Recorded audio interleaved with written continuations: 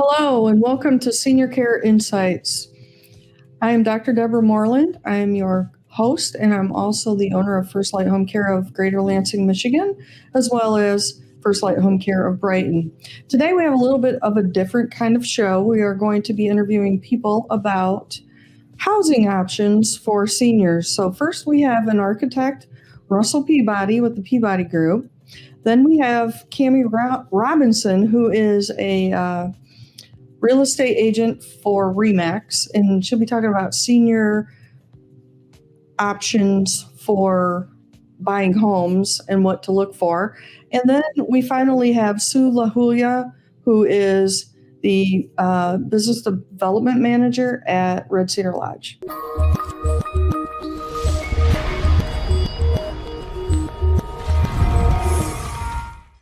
Welcome, Russ. How are you doing today? Yeah, pretty good. I'm glad to be here.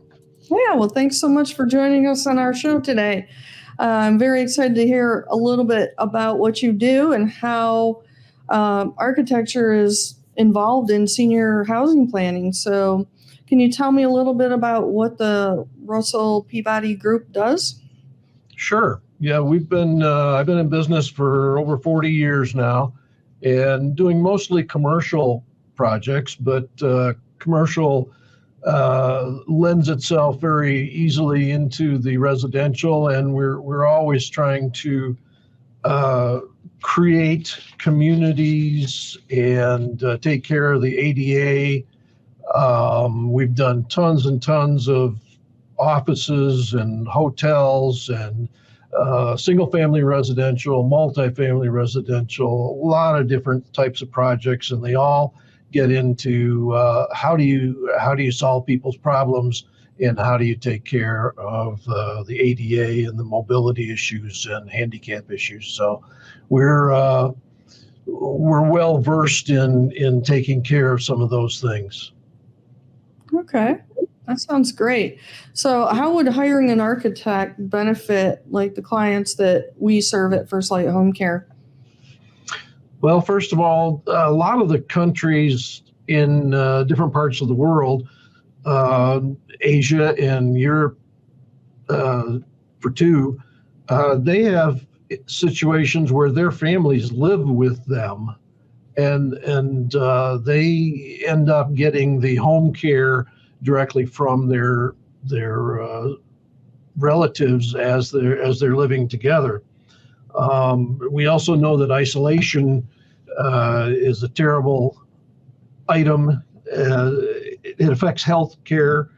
It leads to a very not very happy life if you're isolated. What we try to do is figure out how we can take a person's situation, whether it be an elderly person or whether it be a younger person who's had maybe an accident, an auto accident, or some other incident that they've now got to deal with, and create situations within their own home to be able to accommodate them and keep them in their homes as long as possible. A lot of times it's a mobility issue. Big thing is fall reduction, and those are all the kinds of things that you are trying to deal with. We can do ramps. We can help people get ramps put on their homes. One of the things that I never thought of before, but I've learned through architectural practice, is that when you have a mobility issue, you don't want to have thick carpeting, because thick carpeting impedes wheelchairs, walkers, and just people who shuffle their feet more than they used to.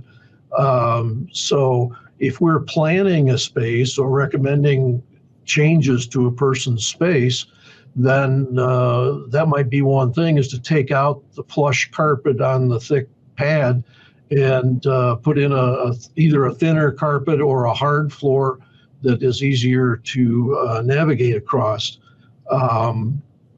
The bathrooms are also the big area where we see a lot of changes, and not all the changes have to be expensive changes. You can get a plastic lawn chair from one of the big box stores and put it in your shower to give you a place to sit while you take a shower and hopefully reduce the fall possibilities while you're bathing. Handrails, grab bars. If we want to get into some more expensive type changes, we can change door sizes to accommodate walkers and wheelchairs.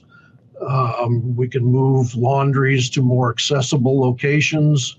If your laundry's in the basement, then maybe you want to bring it upstairs someplace and not have to navigate the stairs to the basement for that.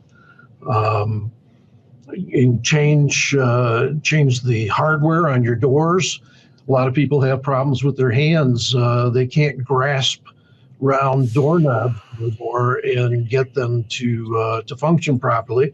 So everything now, especially in the commercial where we're coming from, you have to have lever door handles so that it's more accessible, easily accessible for the people who are having trouble with their hands. Right, right. We see that a lot, and we see whenever we go into somebody's home, we do a home safety check, and oftentimes they have, rugs on the floors, extra rugs, and those are a fall risk hazard, and we often tell them, that they need to take those rugs up. They need to maybe widen the door on the bathroom because the walker doesn't fit in. And if they go in there without that, they might fall. And that's probably one of that's the number one place that people do get hurt is in their bathrooms. Right. They fall trying to get in and out of the shower or going to the bathroom. They try to get up from the toilet. So a raised toilet seat is something else that I know that we've often recommend for our clients. So when you're looking at somebody with a mobility issue, what is the first thing that you really look at when you go into a home?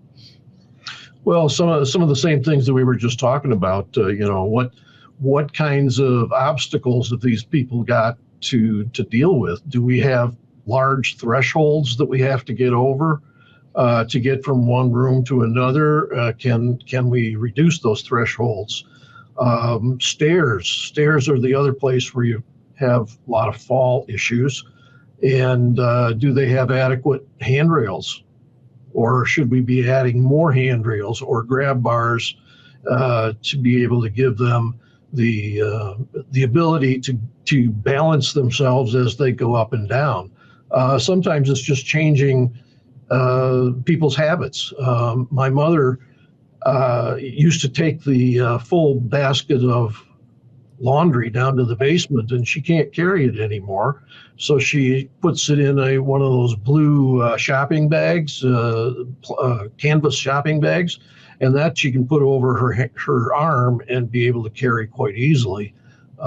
So it's modifications. What are people's habits, and how can we accommodate their habits, or how can we change their habits? And moving laundries, putting in shower benches, walk-in tubs and showers, getting rid of thresholds, getting rid of carpets that can't sustain their mobility issues. Yeah, another thing I've seen too is with somebody who's in a wheelchair and they can't stand, and it's moving all of the kitchen utensils that they need to, the lower level, the lower cabinets, and not having everything up high because obviously they're not going to get to that. But I've also seen a new design. I don't remember where it was probably online, but where somebody could push a button and the whole cupboard, the whole section of cupboards would come right straight down and they could get into the cupboards. So there are obviously many different ways of doing things depending on the person's budget. So Right. Yeah. And one of the things in the kitchen too is that you take the cabinet out from underneath the kitchen sink so that someone in a wheelchair can roll under the sink and get close enough to the sink to have access and be able to function well at the sink. Oh, that's a good idea too. So, what specific things would you look for if you were looking at a client who had sight or hearing issues? What kinds of things would you be suggesting to those people? Okay, well, there a lot of the issues are tagged to the mobility issue too, but you can put motion sensors on the lights so that when you go from room to room, you're not fumbling for a light switch to be able to see where you're going. And in general, getting a better level of light, making sure that the level of light that you have in the areas that you're trying to go through don't give you any shadows that cause trip and fall. There's so many different sight issues. You can miss steps. You can miss a change in flooring. And if we get enough lighting directed at the problem so that you don't have dark shadows or strange shadows that confuse you, then that's a benefit, and we can help people to get around much easier that way. The other thing is with these new doorbells that you have now that you can see who's at your door Mhm. on your phone and be able to talk to them. I mean, that seems to me like a no-brainer as long as you can use the phone or have some device that can connect to it. Um, if you're having trouble getting out of your chair and getting to the door, you can actually answer the door from the chair that you're sitting in because you have a tablet or a phone or whatever. And if it's somebody you don't want to talk to, you can tell them to go away. Uh, or if it's somebody that you do need to open the door for, then you can tell them that, hang on, I'm going to take a while, but I'm going to get there. So, Right. so that seems like a real uh, just a no-brainer as far as that kind of a thing. Um, Alexa, Siri, you can do voice commands to have things happen. People get up in the middle of the night to go to the bathroom. There, you can put a motion sensor on your in your bedroom that will turn on the light in the bathroom so that by the time you get there, you can see where you're going and you haven't got a trip and fall happening in the middle of the night. So, Right. um, and all the normal things for hearing too. You get louder ringers on your phone. You get larger letters on the phone. They have the phones that they've been out for a long time that are geared toward people with hearing aids or hearing deficiencies. So there's a lot of technological things that you can do that way. We can also, in planning a space, we can make it so that there are fewer areas where the sound is overwhelming. And I know people with the hearing aids, they have trouble if the sound in a space is too high level and there's too many people talking and that kind of thing. So we can do things to deaden sound or liven sound up depending on what's needed. Right. Yeah, one thing I noticed too is, or I do know, is people with dementia often have eyesight problems, and it affects their eyesight and their perception of depth. And one thing that I've learned is that when they have patterns on the floor or patterned carpet or tile, uh, they're more likely to have a trip. So that's something else that could be changed out and just have it, just plain old brown carpet or plain old whatever, and no patterns to help with preventing the falls. So, Right, and a very definite edge when you go from one room to another or one floor material to another, so that right, there isn't any confusion as to what you're doing. right. Do you have any additional items for clients or caregivers to consider when making accommodations? Well, I think going back to the isolation, if more people would use the technology that's out there, uh, having grandkids get on Facebook with grandma and grandpa, that checks in with them first of all, but it also takes away some of that isolation that they may be feeling because they can't get out and go to the store like they used to. Or I was very involved with co-housing for a while, and that whole concept is to provide the community so that even if you were in your own house, you would have neighbors who would come and get you and take you to church or take you to the store or pick up medicines for you. So it's really about a community effort to get people living to their highest potential. You essentially have to baby-proof a house in a lot of cases, especially if you're having people with dementia or whatever.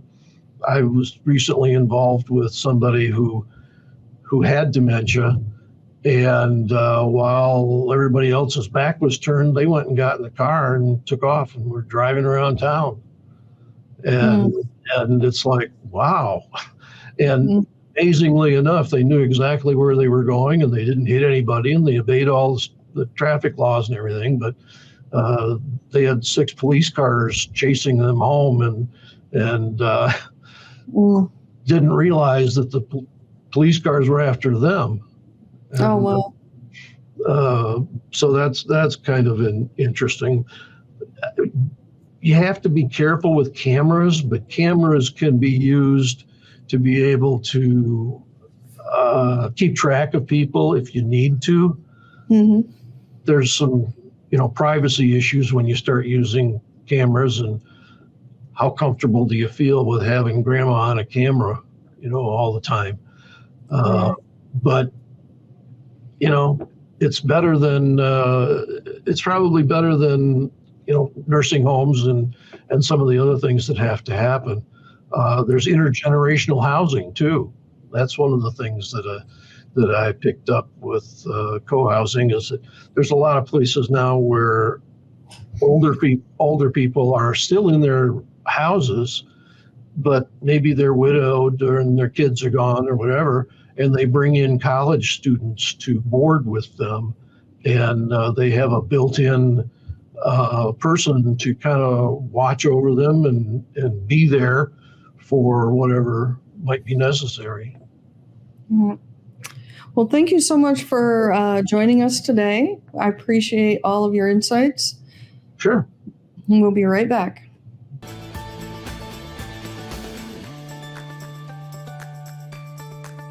The friendship, the closeness that 2 people can have. My caretaker just does everything I ask her to do. Motivates me to the extent that I know that I can live another day. She's my transportation. When we shop, groceries, she fixes my hair for me. And she makes her lunch, she makes supper. She just ordinarily is a companion. And she walks the dog, which is wonderful. And so she's a lovely companion. I love her. She's fantastic, and she's doing a good job. Time is valuable, especially when it comes to caring for a loved one. Instead of spending your day juggling caregiving tasks, you could actually spend quality time with your family, enjoying the memories, playing games, catching up on work, or simply relaxing and getting recharged. A client review stated, "We used First Light Services to care for my mom for almost 3 years in her home. We were very lucky to find such loving and compassionate caregivers. They were knowledgeable about mom's issues and truly cared about her well-being, as well as helping the family learn how to adapt to her changes. Our caregivers are professionally trained, background checked, must pass a drug test, and are compassionate. We offer flexible plans tailored to meet your family's needs, ensuring that you get time back in your day without compromising the quality of care. Don't let another day slip away being a caregiver. Make the call today and let First Light Home Care of Greater Lansing illuminate the pathway to exceptional home care and give you back the gift of time.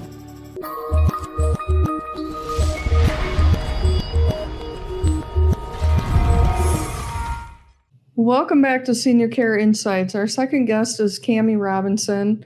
Cammi, welcome to our show. Thank you so much for having me. Yeah, I'm so glad you could join us. So why don't you tell the audience a little bit about your background first? Sure.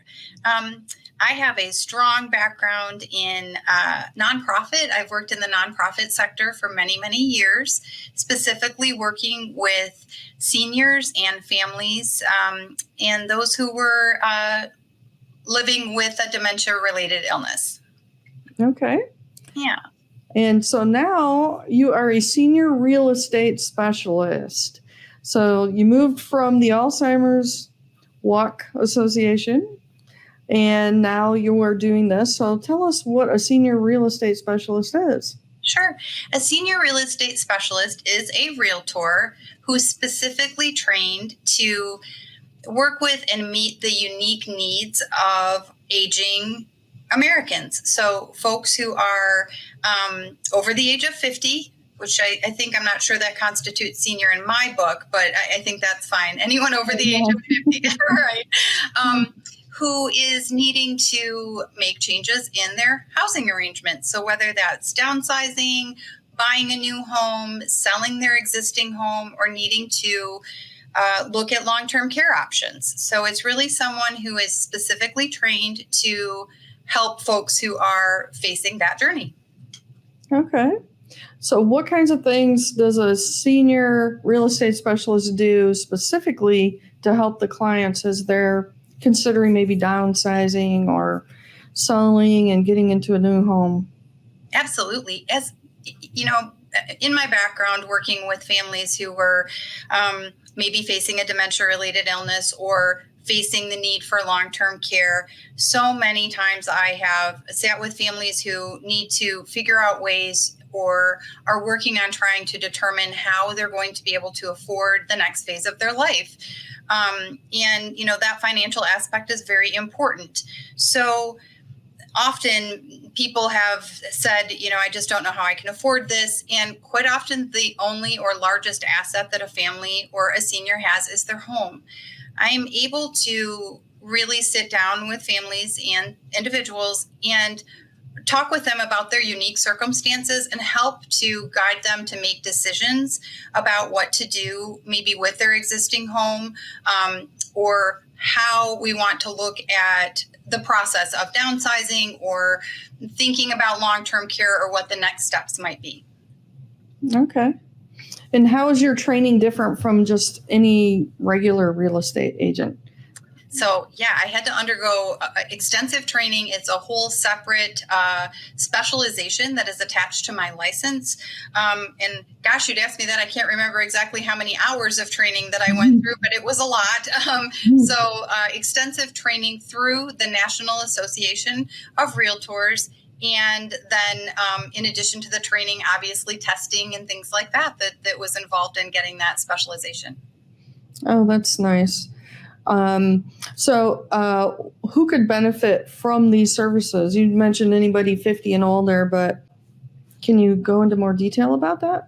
Absolutely. So really anyone who is facing the need to make changes in where they call home. So if that is maybe a senior who is their kids have all, moved out of the home and they're empty nesters and just looking to downsize, that's certainly something that we can help with.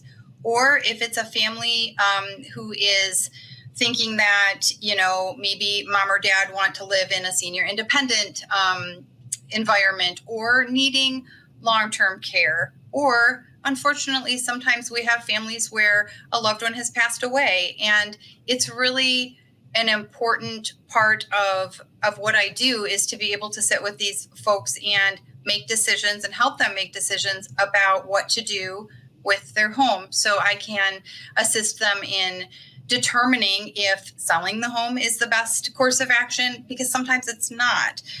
That's part of the sort of in-depth training that I have, is to really determine what makes sense for the circumstance. So we know that sometimes as people are facing long-term care options, they may need to depend on assistance in funding that long-term care journey. So it's very, very important that I work with their team of people who is looking through their finances and their legal, working with elder care attorneys to help to make decisions on what makes sense. And sometimes selling the home is not the right option. So really being able to kind of sit down with these folks and make decisions about what makes sense.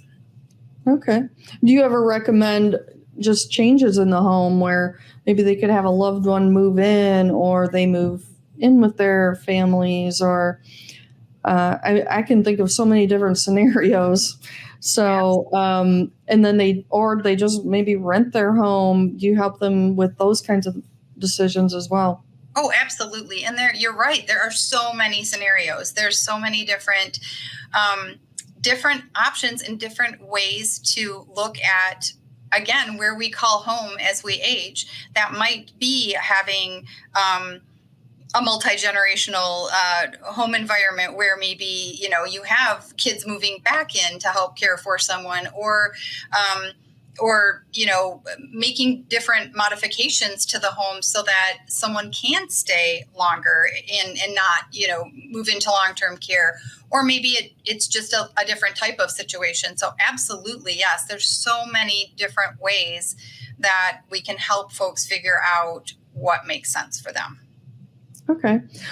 So I'm thinking about a family member right now who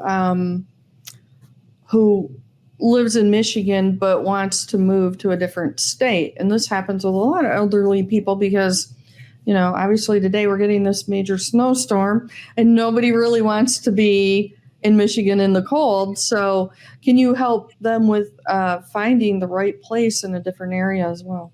Absolutely. So as I'm sure I see it on the bottom of the screen right now. So as a RE/MAX agent, I am a RE/MAX agent. I'm with RE/MAX Real Estate Professionals in Dewitt. And as a RE/MAX agent, we have just a multitude of resources and folks available to us. So quite often we do have situations where either someone's moving to Michigan or moving to another state, and we can work with agents in that state to help them along their journey. So absolutely, I tell people that all the time. Just because I'm right here in the Lansing area does not mean that I don't have someone who can help you wherever you need or want to go. Okay. So what steps should a senior or their families take when making housing decisions? I think that the best first step is just to reach out and talk to someone. So certainly I actually did that this morning. I just went and sat with an individual who's really just trying to figure out what his next steps are. So he called me and I went and sat down and met with him and we talked through everything. And, sometimes it's really just having that opportunity to sit down and talk to somebody, kind of to know what maybe those options might be. And then, just as I mentioned that we have RE/MAX agents or other agents all over the U.S., I also have a wonderful network, yourself included, of providers and trusted experts right here in this area. So sometimes sitting down and talking with a family can help me to, guide them to talk to somebody else, to meet with an elder law attorney, or, talk to someone else about different things. So sometimes it's really helpful just to take that first step. And I'm always happy to do that with someone, to just sit down and kind of try to figure out what might be our goals and how might I help them get there. Now, is there a cost for someone to have you come in? Oh, absolutely. No, nothing, no cost whatsoever. And certainly if I were acting as someone's real estate agent, there are costs and fees involved, but that's something that we would certainly talk about down the road. But to sit down and talk with someone And sometimes I think even it's important if someone's facing this decision, maybe we should sell our house, maybe we shouldn't sell our house. Sometimes it's just really important to know what that house is valued at. So I can absolutely help someone to do a market analysis. And of course, that's always free of charge as well. So no charge for any of those things. And I always feel like information is absolutely the best tool that we can have to make decisions.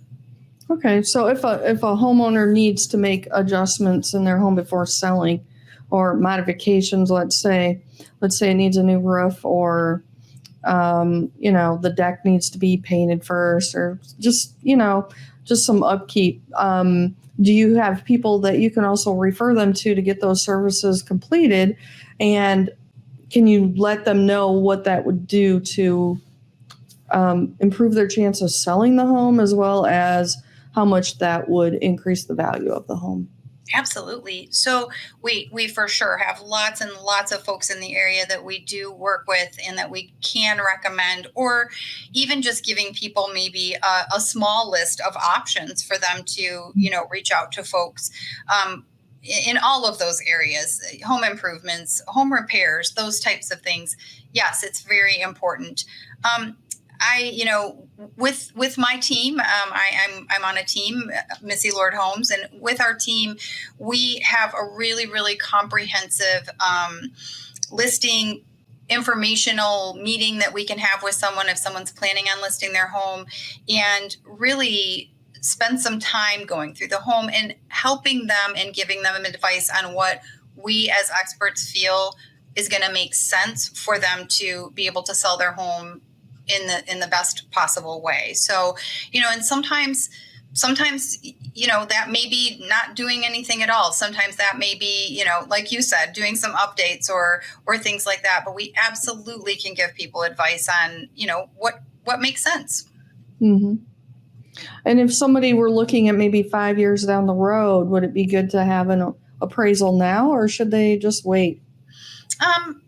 I think it's always helpful to know, what you're looking at. I think 5 years is things can change a lot. Certainly, we've had such an interesting real estate market in the last few years. It's been, I guess what we would call a seller's market. And primarily what's driving that in this area and a lot of areas in the United States is really just low inventory. So there's just not a lot of houses on the market. We have kind of a historically low inventory of houses for sale right now. So that's what's kind of creating that seller's market that we hear about. So certainly things can change. I think, if somebody's thinking in terms of long-term goals like that, it absolutely can make sense to sit down and talk to someone. And I'm always happy to talk to someone really about making those plans. So sometimes maybe not valuing the house, but really thinking in terms of what might this look like if we're making a long-term goal to maybe sell in a few years. How might we approach that in the best way? Okay.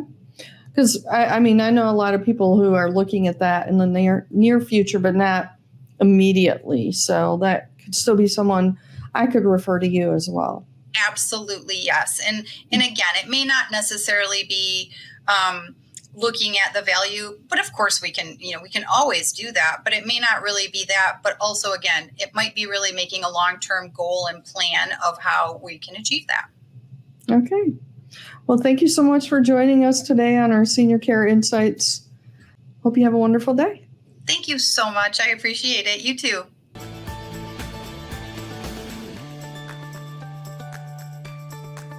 The friendship, the closeness that two people can have. My caretaker just does everything I ask her to do. Motivates me to the extent that I know that I can live another day. She's my transportation. When we shop, groceries, she fixed my hair for me. And she makes her lunch, she makes supper, she just ordinarily is a companion. And she walks the dog, which is wonderful. And so she's a lovely companion. I love her. She's fantastic, and she's doing a good job.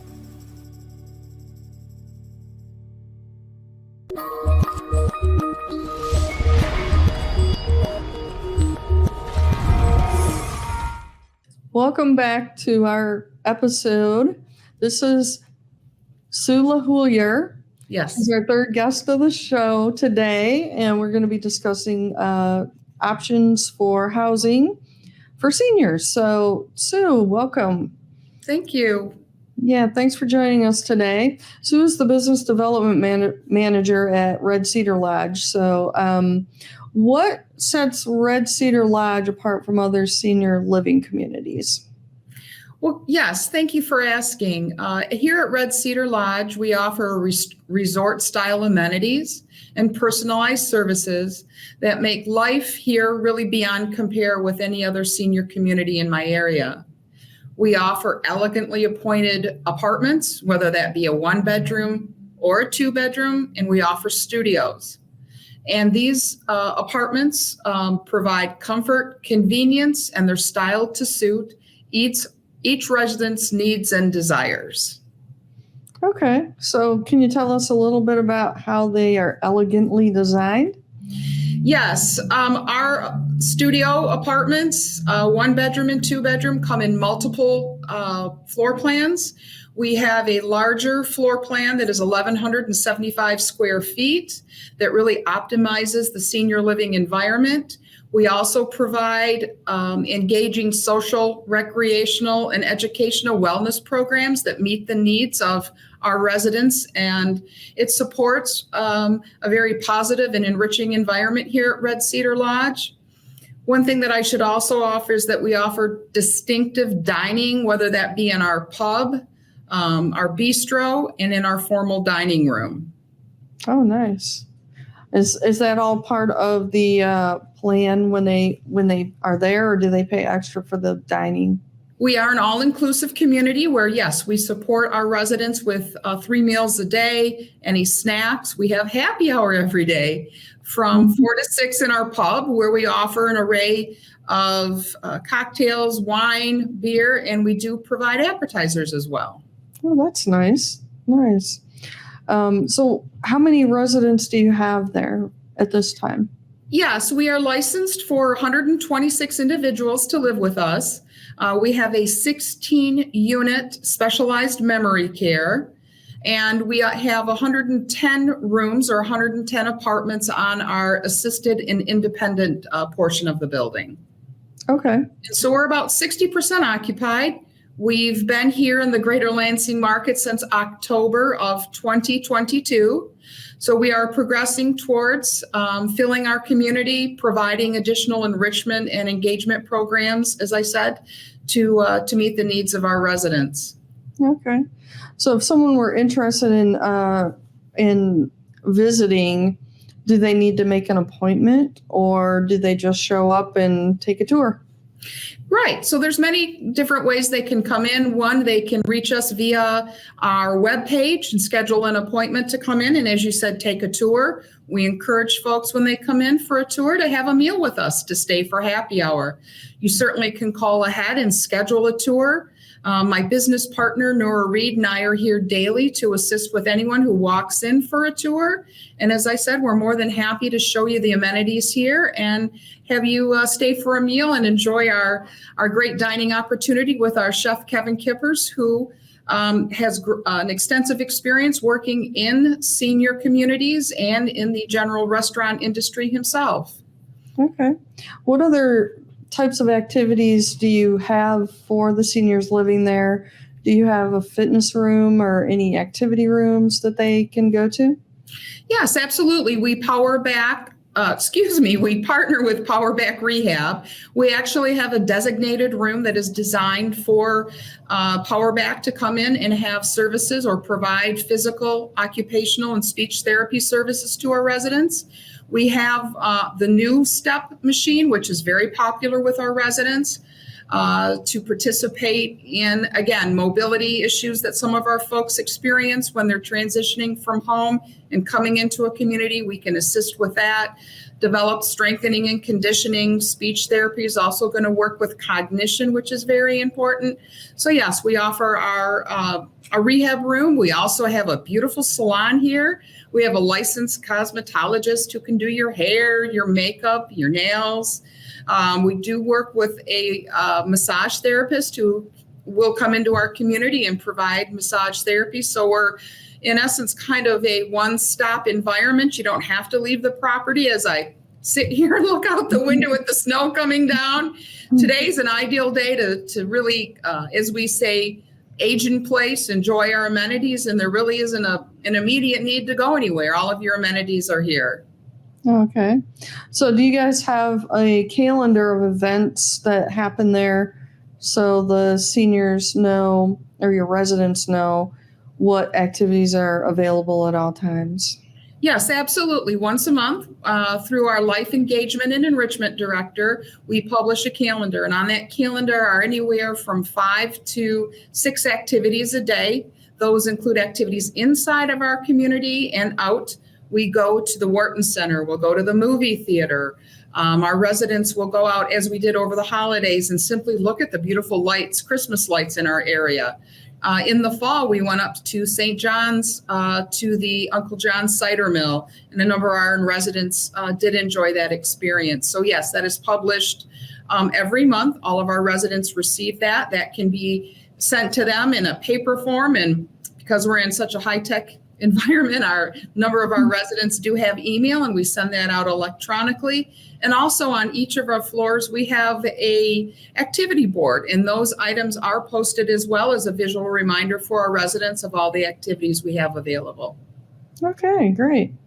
So what would be signs to look for when identifying a loved one might need to go to assisted living or memory care? Great question to ask. And sometimes this is the hardest to realize with your loved one when you see change. Things as simple as mom or dad, your loved one has lost weight. They're not eating like they used to. There may be an issue that they're just cognitively not able to prepare their own meals. So there's weight loss. Certainly we talk about cognition. If someone isn't sure that today's Friday, that it's the month of January, that can give you a clue that someone is having a decline in their cognition. Certainly the obvious things that we talk about are falls, visits to the ER, repeated falls within a short period of time. CMS, as we know, Medicare and Medicaid guidelines publish all these statistics, and they say that if an individual falls, the likelihood of an individual falling again in the next 6 months is significantly high. So again, falls, frequent visits to the ER. Sometimes we talk from a medical perspective. If an individual has a UTI, that's also an indication that they're not eating properly, that their diet is not appropriate.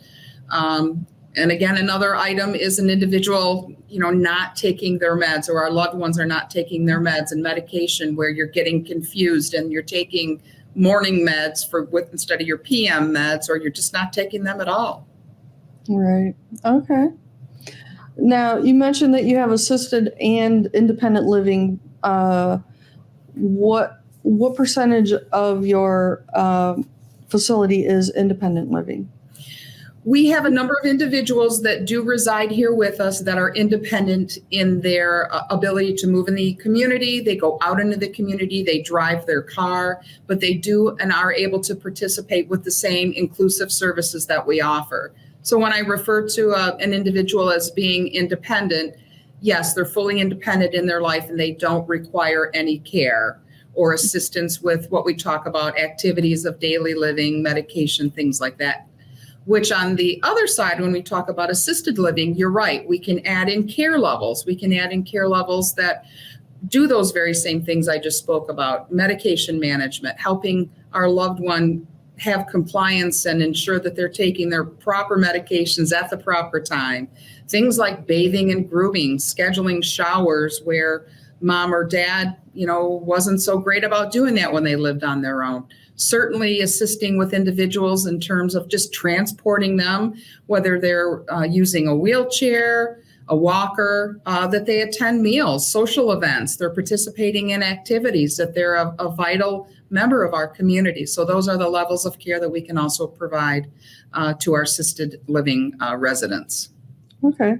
So how would someone who's independent, how would you find out that person needed to move to the next level? Is that something a family would would come to you with, or is that something that maybe you would notice, somebody on your floor would notice that person might need additional assistance? Yes, great question. And I'll start kind of with the move-in process. Someone moves in with us, and within the initial assessment of move-in, we're getting a baseline for that individual. We're determining where they're at in terms of their abilities to be independent or to require assistance. Then in 30 days, we're doing a second assessment to see if maybe through this adjustment period, they've either required less care or maybe sometimes required more care. And then on the 6-month window, we're also looking at our residents to determine, yes, is there a change or is there not a change? And they've just met their benchmark and remained stable. We have communication always with family. We keep families involved in patients' health status, their social status, so that we know if someone isn't participating in social activities and say, is this normal for mom? She doesn't want to engage in many of our activities. How can we encourage mom or dad or our loved one to be more involved? So yes, we have benchmarks that we set forth at the time of admission, and then we also look at opportunities as I just kind of mapped out throughout the 30-day window, and then every 6 months. Yes, we want to check that progress so that we're providing the best quality care at the right place and at the right time. Awesome. So we're talking about the floor plans a little bit. Can you give a little bit more information about the different types of floor plans? I mean, you said that there's studios and 1-2 bedrooms, but what makes these places or apartments stand out from other communities? So I believe what makes us different here at Red Cedar Lodge is I refer to us as a walkable community. And so whether you live in a studio apartment, a 1-bedroom or a 2-bedroom, you have access to the beautiful amenities that we have here. And you can't see from the window, but to the right of me, we have a walk path that goes all the way to the back of campus. And you can see Brody Complex. You can actually, from our sky view, which is our patio on our 5th floor, you can see the back of, as I said, the back of campus and Spartan Stadium. We also have the AC Hotel here, which is a partnership between Hyatt and Marriott. And we are looking at having an event with our residents going there and having dinner in their restaurant, Toscana. There is a really nice bookstore. I really enjoy Hooked, which is just across the parking lot, that we're looking at having a book club with, where we can have our residents go out, pick several books, come back, and then again have discussion here with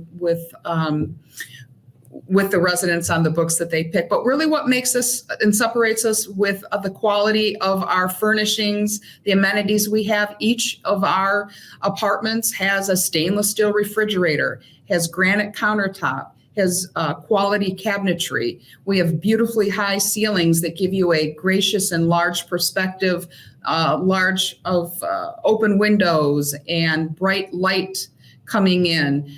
From the back of our property, as I said, we look over towards the Red Cedar River and the retention ponds that we have here. There's a playground. We have a baseball diamond behind us where we'll have rec leagues play softball, baseball. A lot of the high schools play their championship games over here. So we're a very vibrant and active community that engages in all of the amenities that we have on our campus here.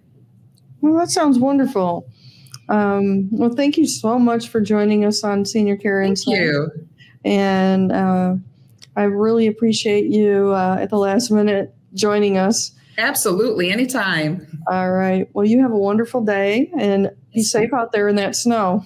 Absolutely. You too. Thanks again. Yep. Thank you.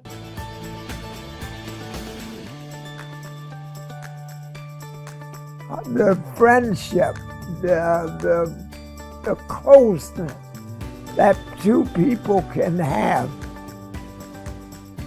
My caretaker just does everything I ask her to do. Motivates me to the extent that I know that I can live another day. She's my transportation. When we shop, groceries, she fixes my hair for me. And she makes her lunch, she makes supper, she just ordinarily is a companion. And she walks the dog, which is wonderful. And so she's a lovely companion. I love her. She's fantastic, and she's doing a good job. Time is valuable, especially when it comes to caring for a loved one. Instead of spending your day juggling caregiving tasks, you could actually spend quality time with your family, enjoying the memories, playing games, catching up on work, or simply relaxing and getting recharged. A client review stated, "We used First Light Services to care for my mom for almost 3 years in her home. We were very lucky to find such loving and compassionate caregivers. They were knowledgeable about mom's issues and truly cared about her well-being, as well as helping the family learn how to adapt to her changes. Our caregivers are professionally trained, background checked, must pass a drug test, and are compassionate. We offer flexible plans tailored to meet your family's needs, ensuring that you get time back in your day without compromising the quality of care. Don't let another day slip away being a caregiver. Make the call today and let First Light Home Care of Greater Lansing illuminate the pathway to exceptional home care and give you back the gift of time."